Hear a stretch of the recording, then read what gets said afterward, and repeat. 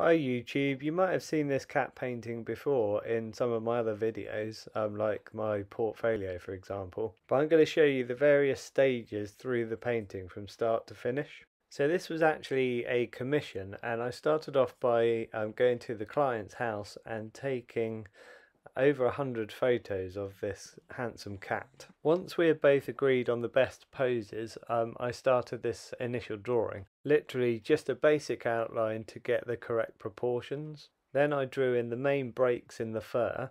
If this had been a watercolour painting, I would have fully shaded the whole cat and then started applying the watercolour. But because this is acrylic, I just needed to get the basic places where the colours were going to change.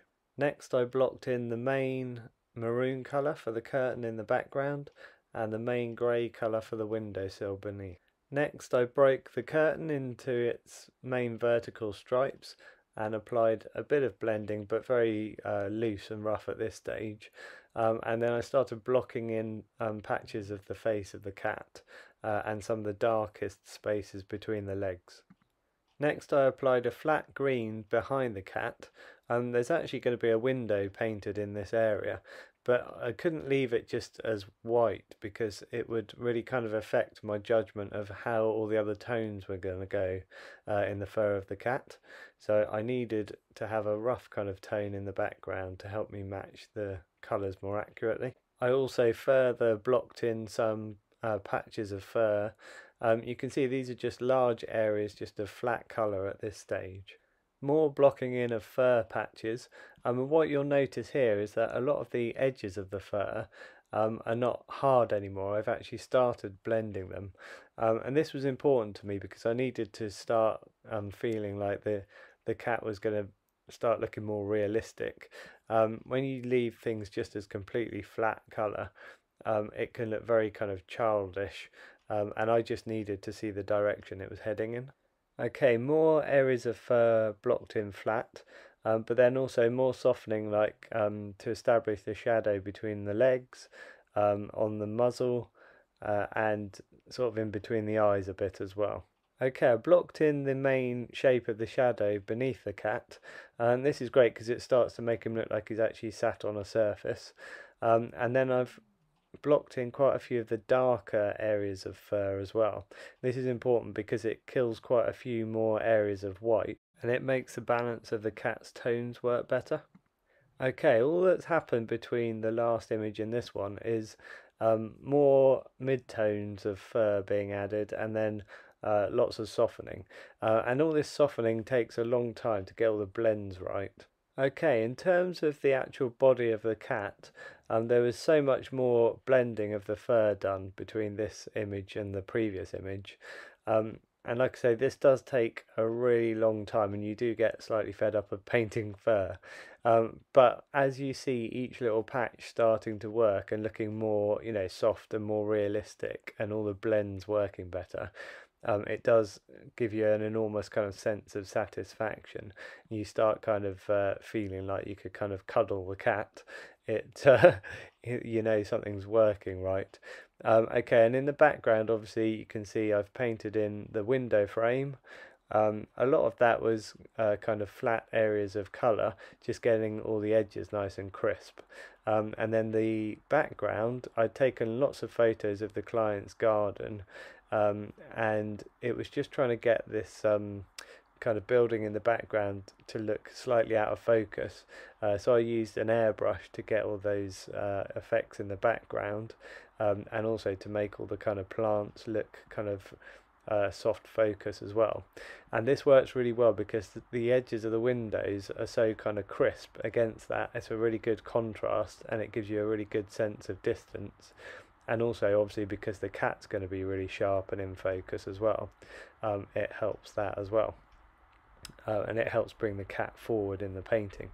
The curtains I've blended a lot more, so each kind of vertical stripe is looking much more, softened in, and that works particularly well. But then obviously what makes the curtains are the highlights from the window, and just having the angled shadows, that makes it just look so much more realistic, and I was really pleased with that effect.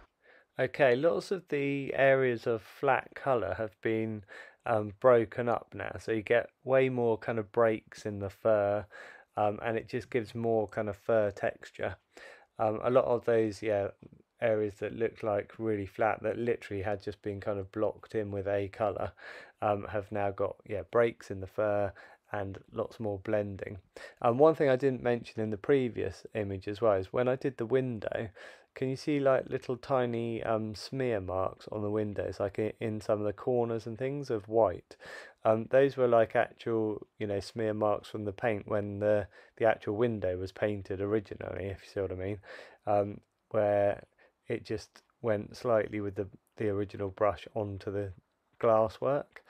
So I tried to match that, and it's those little touches that actually make all the difference to a painting like this. Okay, I remember going in with lots of grey colours at this point, some like really watered down, but these just give extra shadows into some of those kind of gaps in the fur and things like that. So I did a little bit on the head of the cat as well, which looks like a shadow cast from the ear down onto the top of the head, and that sort of thing. Again, it's all these little touches that you could easily kind of stop and not bother doing, but they're the things that ultimately make it look more realistic and more photographic. I also painted in the whiskers at this stage, and this is probably the scariest part of the whole painting because I had to try and apply each whisker in a single brush stroke, and if I got it wrong, it would involve me having to kind of repaint all the curtains, which I was actually really pleased with at this stage, so I didn't want to mess them up and have to repaint any of that. So at this point I had to mask off quite a lot of areas of the window in the background to airbrush the highlight effects onto the window. Again, this makes it look more like real glass and is definitely worth doing, but it's quite scary when you've got a painting this close to being finished, having to use the airbrush on it. So I did that very gingerly, if you'll pardon the expression. Oh no, that's bad. Sorry. Anyway, you'll see that I also applied a highlight to the grey windowsill, and what that does is it makes it look like there's a shadow cast from the cat at a nice angle sweeping across the windowsill. Okay, again, like you could be tempted to finish at the previous stage, but I really went for it on this last stage, and I did so much more kind of softening in of fur. I did so much more kind of just adding darker tones into the fur, and it's really kind of brought him to life and made it so much more photographic. And I just, you know, you can't get lazy with this kind of thing. You just have to put the hours in to get it looking right.